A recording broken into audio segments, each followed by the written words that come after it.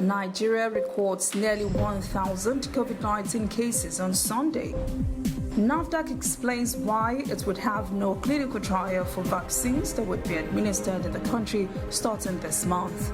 In international news, Turkey reports 15 highly contagious coronavirus variant cases. And in sport, Golden Eaglets face Cote d'Ivoire on Wednesday in under-17 AFCON opening qualifiers.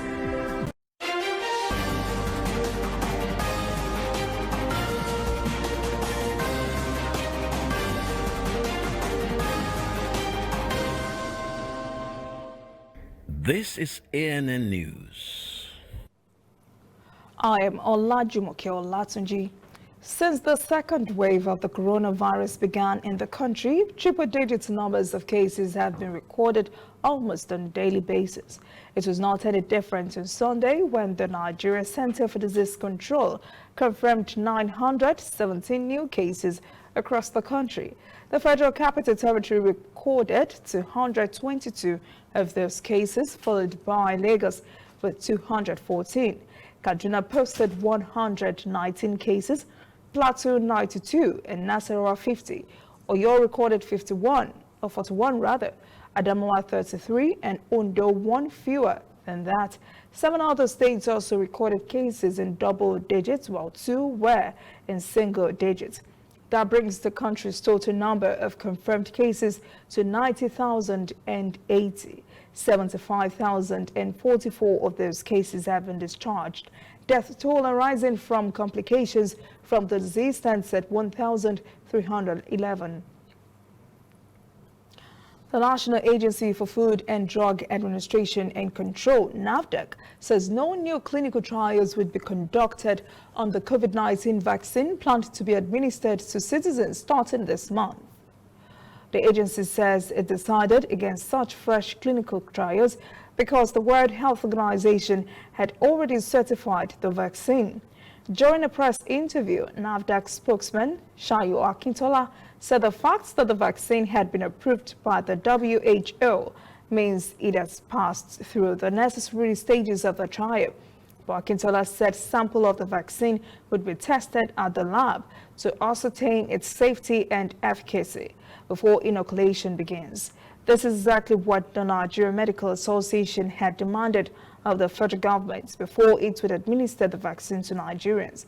The government plans to give out at least 40 million free doses to Nigerians once the vaccine arrives in the country.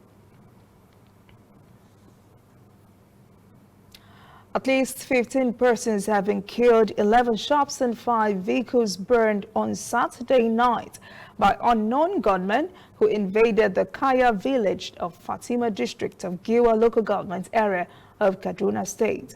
Some local residents are guessing this was a reprisal attack for Friday's invasion of the home of a warlord in which 3 of his relatives were killed. An eyewitness says 8 of the residents killed were from Kaya village, while the rest were visitors, including a trailer driver there to deliver manure.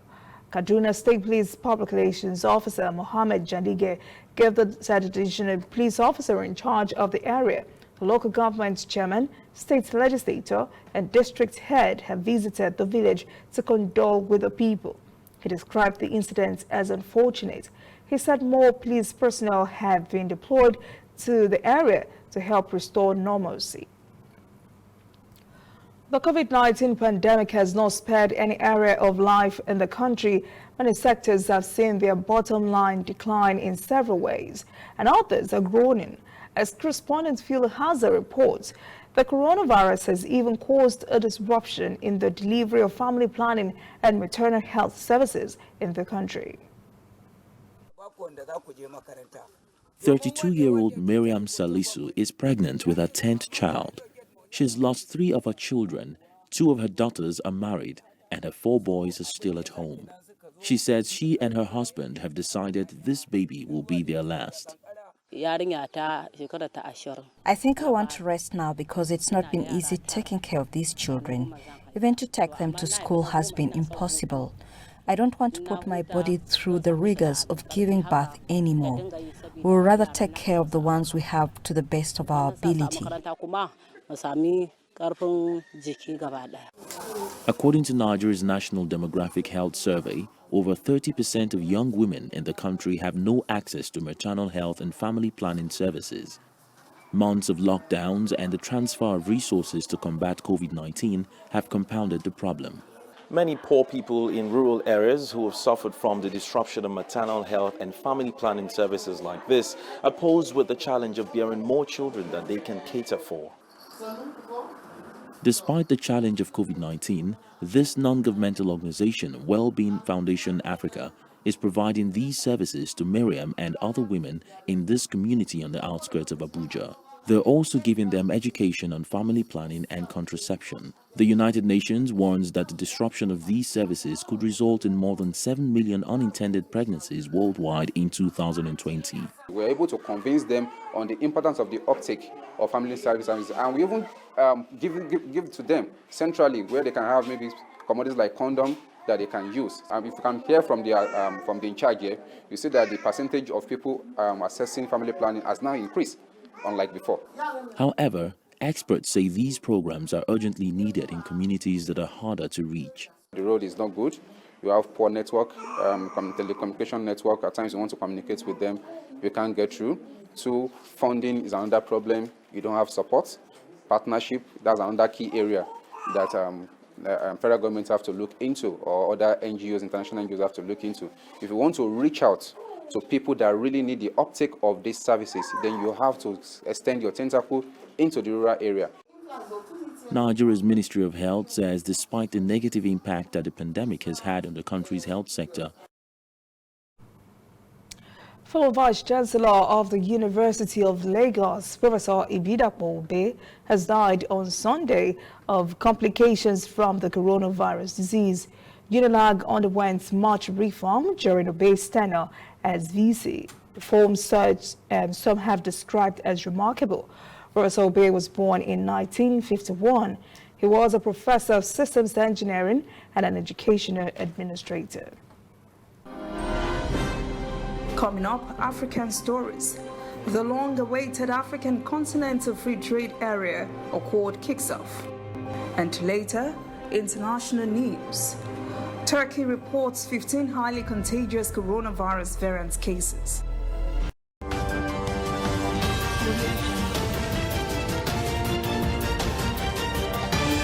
You are watching ANN. The city slept. We installed a board in the middle of a park with something special hidden inside. We wondered if people would notice. They didn't, so we invited Nigerians to add their polls to the scene, whichever way they chose to. Some literally added their own polls. Some sang, others rapped, and even recited poetry. As they added their polls, the board came alive. Hidden figures broke free from obscurity, inspired by the crowd expressing themselves. You know you can't do anything. Because why blend in when you can stand out?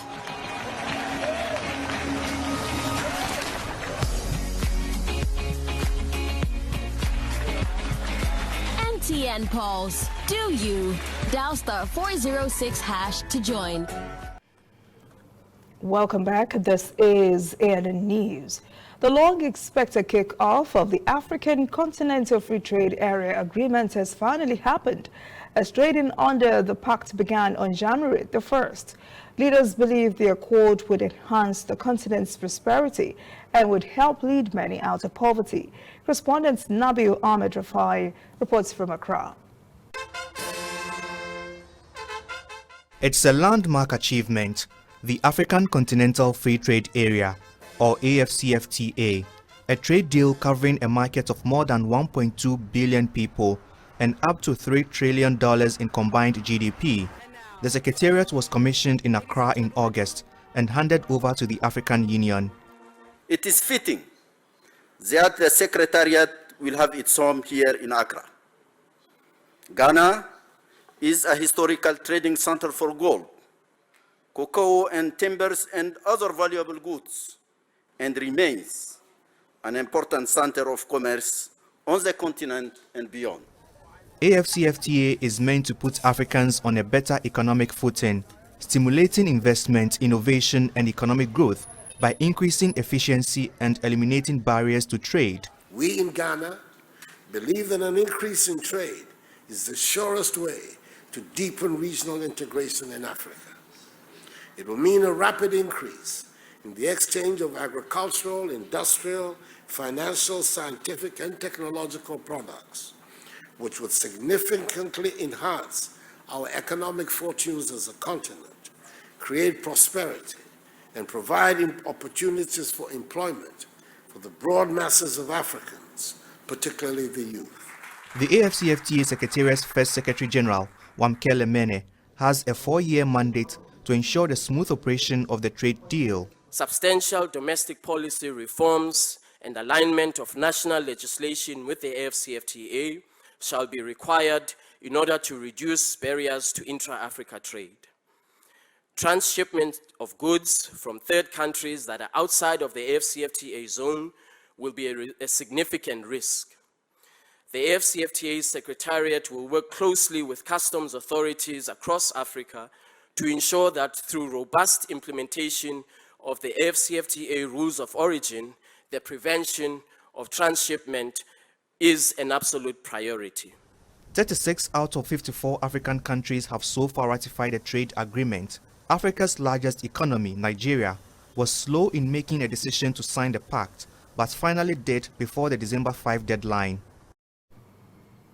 South Africa's higher state of lockdown in effect now is curtailing the ability of the country's retailers to service their burgeoning clientele, so they have devised a way to meet surging demand for their goods and services.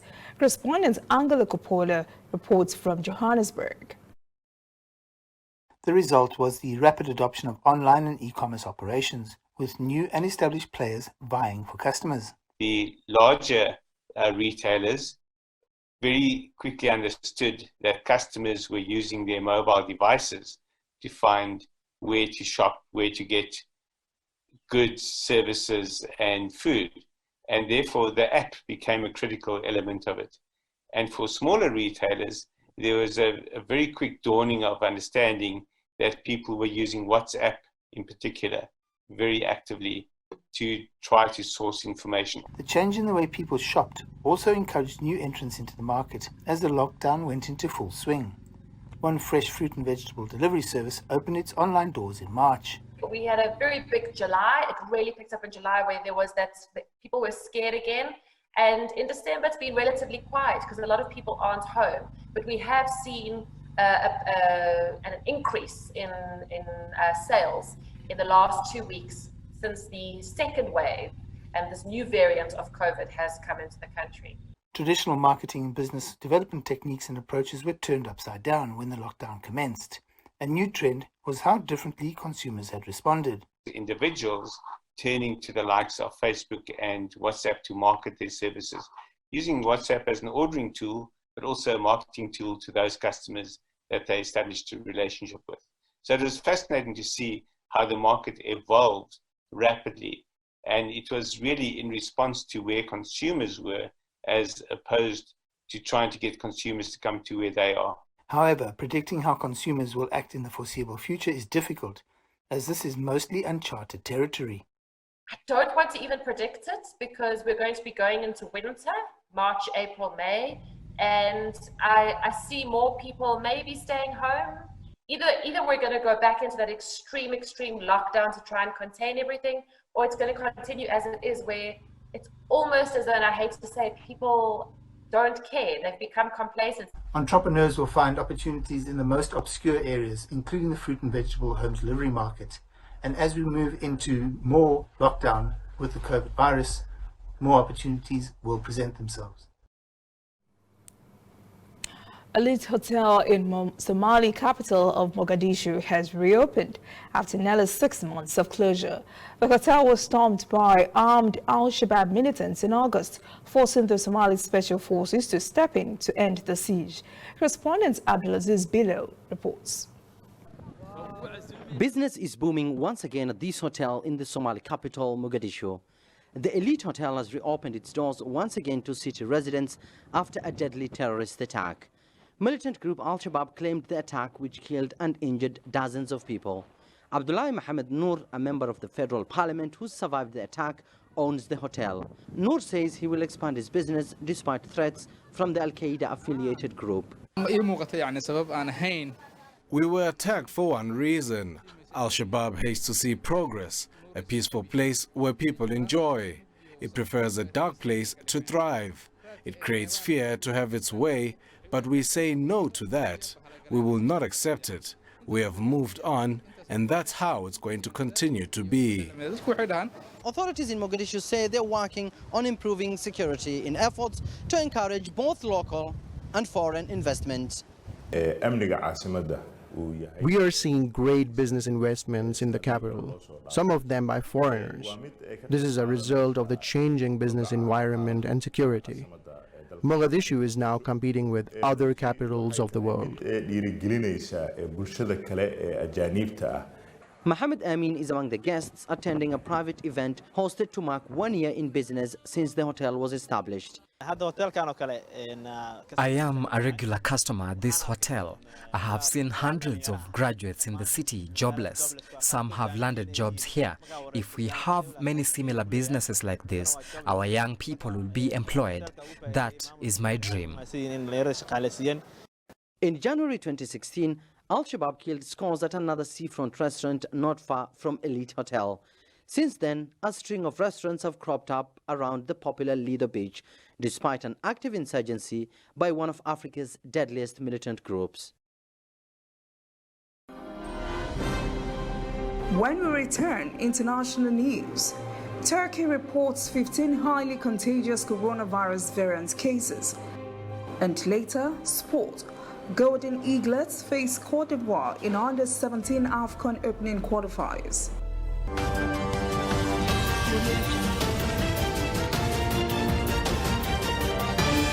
You are watching ANN. Whether in your house, at your office, on your phone or online, we are there. We have the facts behind the headlines. We cut to the chase with the news you really need. We cover every angle. We are the bigger, better news network. We are African News Network. ANN. Watch ANN News on MITV from a truly African spirit. Welcome back. This is ANN News. The United Kingdom and the European Union kicked off their new relationship as 2021 got underway on Friday. Local residents and EU citizens reported no apparent changes to their daily life or travel procedures. London's iconic Big Ben chimed at 2300 GMT on the last day of 2020, marking the end of the Brexit transition period. 1 week after a trade deal was finally reached after years of negotiations between the two sides. While the end of the often fraught process comes as a relief to many, there were no major celebrations related to New Year or Brexit, as the streets remained quiet because of the severity of the COVID-19 pandemic.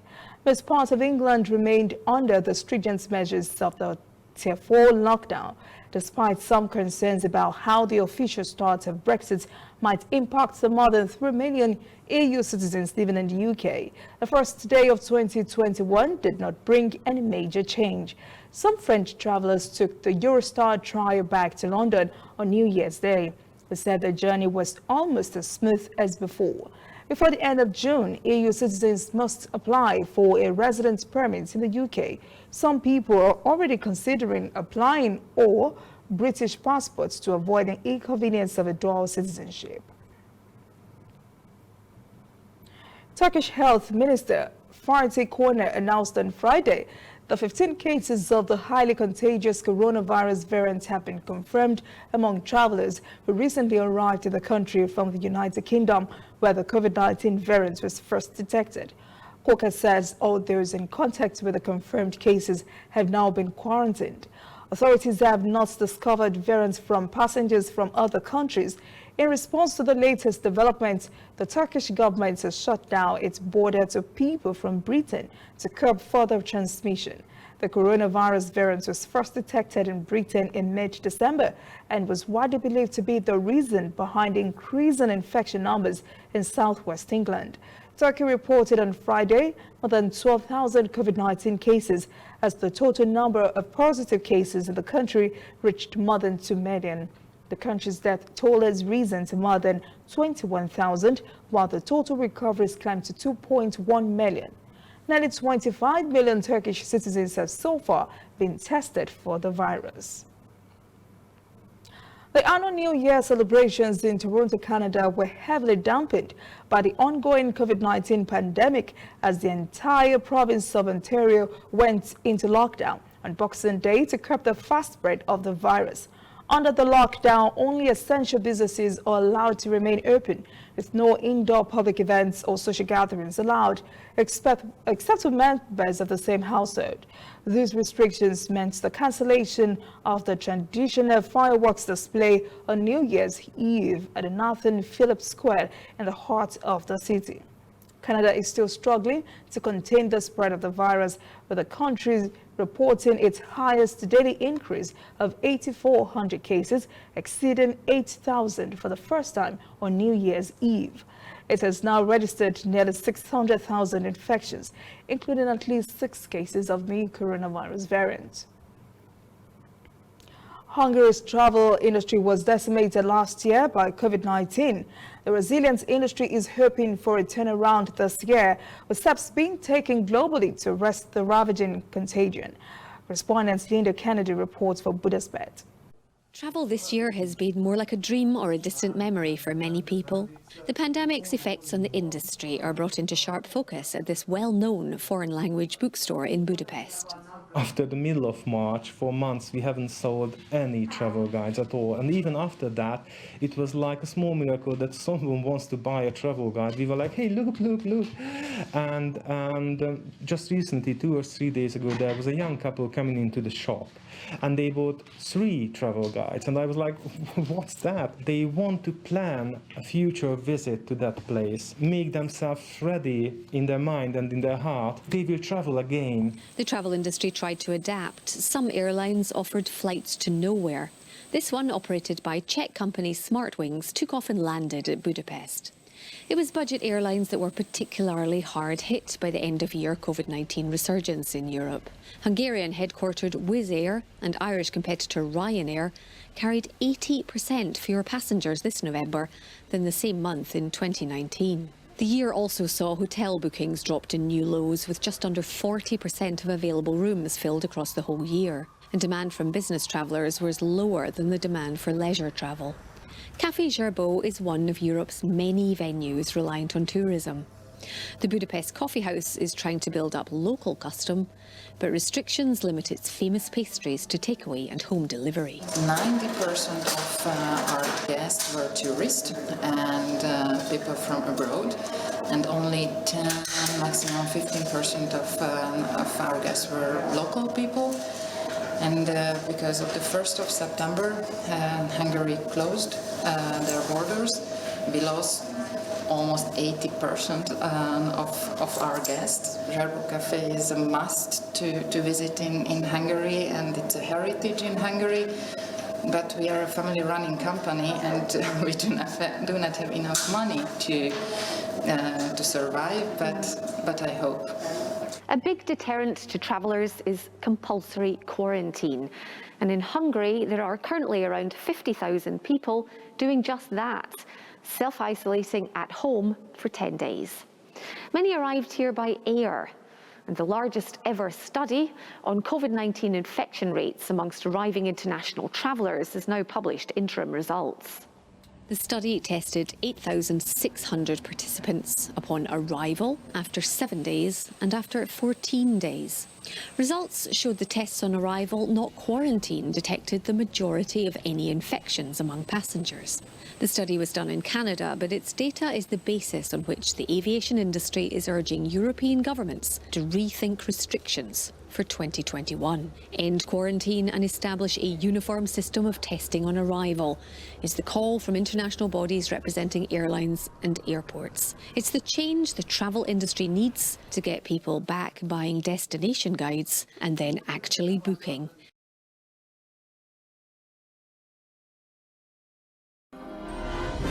Up next, sports. Golden Eaglets face Cote d'Ivoire on Wednesday in under-17 AFCON opening qualifiers. Please stay with us.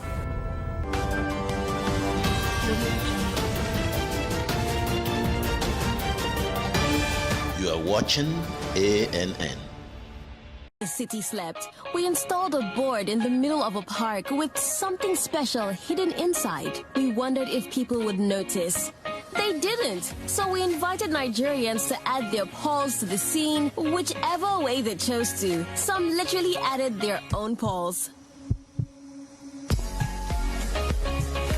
Some sang, others rapped, and even recited poetry. As they added their polls, the board came alive. Hidden figures broke free from obscurity, inspired by the crowd expressing themselves. You know you can't do anything. Because why blend in when you can stand out?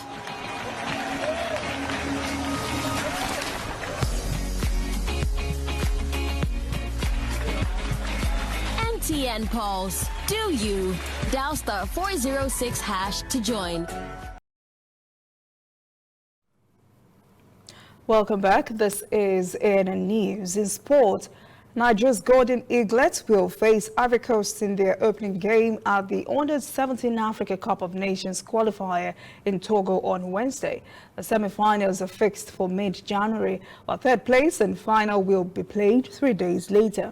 The two finalists will advance to the Under-17 AFCON in Morocco in July. They depart for Togo on Saturday. Nigeria Football Federation has confirmed Super Falcons' participation in the Turkish Women's Invitational Cup competition in Turkey next month. The Executive Committee also ratified the arrangement of two-legged international friendlies between the Super Falcons and the Atlas Lionesses of Morocco. The friendlies will take place in Morocco. That is ANN News this evening. Thank you for joining us. For details on these and other breaking stories, visit our website, annafrica.news. Conversation continues on our social media platforms, Twitter, Instagram, and Facebook at ANN Africa TV. I am Olajumoke Olatuji. Welcome to 2021.